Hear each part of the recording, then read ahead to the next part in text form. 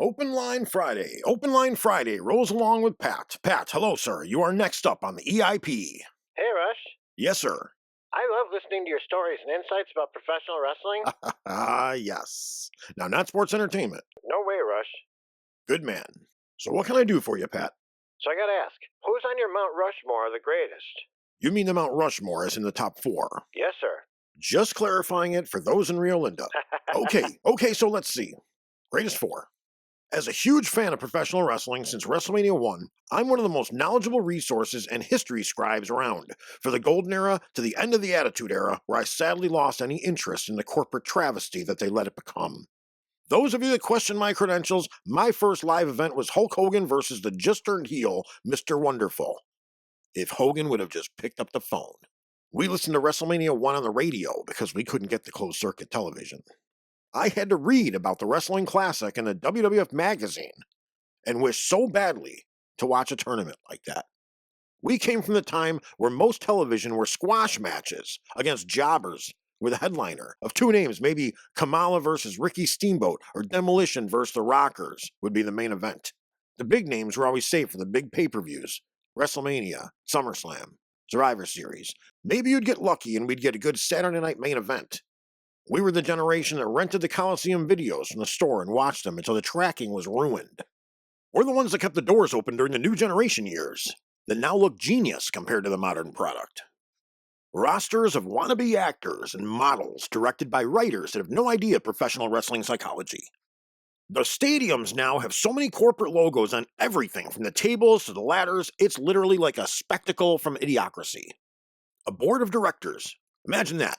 A board of directors to make the product more watered down to a TV stunt show that might as well be a recording of anything at Universal Studios. It feels fake, it looks fake, the roles look blatantly cast and poorly. They wanted Vince out, they want Vince back now. Vince McMahon might have dropped the ball a lot through the WWF history. That's a story for another time.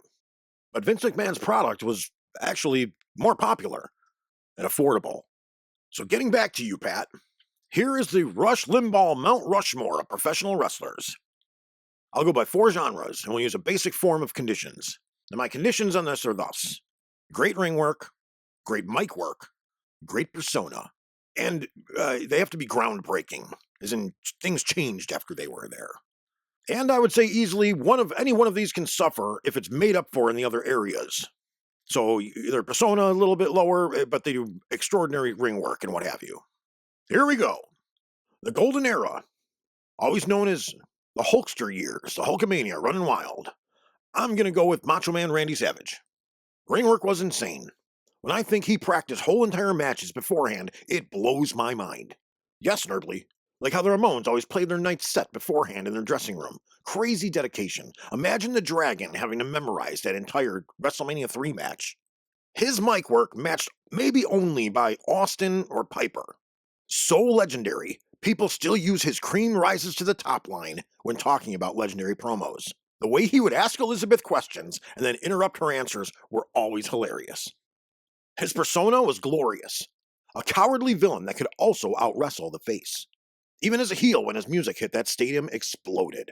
His movements were all his own, and his taunts and crowd taunts were uniquely his own.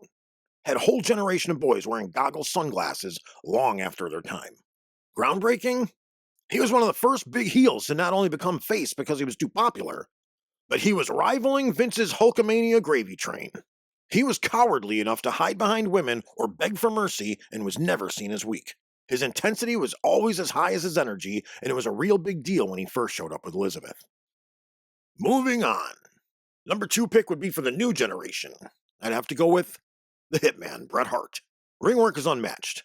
Never hurt anyone in the ring, everything looked like it had weight, it was real. At one point in the IC title match against Piper, he's so beat up and dazed, and when Piper goes for a few moves, he dodges them by instinct, and they really should have incorporated that into his character. It's just a flash of maybe 3 moves, but looking back on it, it would have been a great addition to his character, like hulking up after a beating.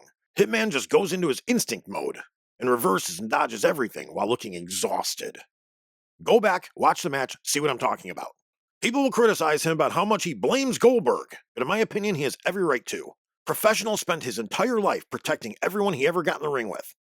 Gets career cut short and ended by a bodybuilder that doesn't know how to wrestle and doesn't think it was a big deal. His mic work sounded real, coming from the silent, smug guy standing in the back in the sunglasses with the anvil in the mouth of the South. He really came into his own, and his mic work was like being threatened or challenged by a character that believes what he's telling you. Once he was a heel again, fighting for Canada against the Americans, he had some pretty decent legit points that worked great for the role. And as a stipulation pointed out earlier, anything he lacks in mic skills, he makes up in other areas. His persona was great. The small, tough, technical wrestler that was like spitting nails. He was the opposite of the big bodybuilders that were going to trial at the time. And the opposite in every way of Hulk Hogan. Small, grappler, distance runner, fighting champion that took on everyone on the roster from 1-2-3 Kid to Papa Shango. Beat them all. Groundbreaking. He was the first legit-looking wrestler as the company's face since Bruno Sammartino. And coming from a tag team background and breaking out and becoming the singles competitor that turned on Bad News Brown over the Battle Royal trophy and became one of the top faces in the history of the game. Number 3. Attitude Era. I think it'll come as a surprise to nobody. Stone Cold Steve Austin. His ring work is fantastic, especially in his early years, before his injuries. He had a Raw match against Chris Benoit that was a clinic of old school wrestling. And you can see how much he learned from his feud with Bret the Hitman Hart. Legendary mic work, only matched by maybe Randy Savage and Roddy Piper. Legendary promos. Even if I hate, and I mean hate, that stupid what chant that ruined TV for years. Persona. His strut to the ring, his insane glare. He came a long way from stunning Steve Austin. The rattlesnake could and would strike anyone. There was a time where he would stun his opponent, then he would stun his partner, and we would cheer even louder when he would stun the ref for no reason. Don't trust anyone. Groundbreaking. He came in as the ringmaster and left as the most popular and known wrestler probably of all time with Hulk Hogan. He brought in the finger, he brought in the swearing, he brought in the Attitude Era where we finally got the adult version of the WWF even if Vince Russo was treating it like a Springer show. His feud with the Boss was legendary. Lastly would be my indie pick to close out the Mount Rushmore. Mr. Monday Night. Rob Van Dam. His ring work combined brawling, hardcore weapon use, and Japanese and Mexican luchador high flying. Everything he hits, like Bret, seems to have weight and impact. Not only the greatest frog splash that looks like a train coming down on someone, but the inventor of the Van Dominator and the Van Terminator. His mic skills were great because he wasn't trying to be a loud mean guy. He was always known as a weed-smoking hippie, so when he would lean into it and tell Sabu to relax and smirk while Alfonso was losing it was always great. And just like Bret, anything he's missing in the mic department, he easily makes up for in other areas. Persona. Like I said, the weed-smoking hippie that was balancing a zen of peaceful existence vibe and kicking your ass. He made the smug, overconfident heel into someone to cheer for. All those false finish matches with Jerry Lynn were trailblazers. Groundbreaking. One of the handful of workers that were really bringing attention to the indies and the interest in ECW. He added weapons into matches and, along with Sabu, brought the car crash style of hardcore wrestling to the industry. We're running long here, and I think that's all the time we have. So, Snerbley will have to do another one with the worst 4, but there's no way I'll narrow that down to only 4. Thank you for the call, Pat. Back after this.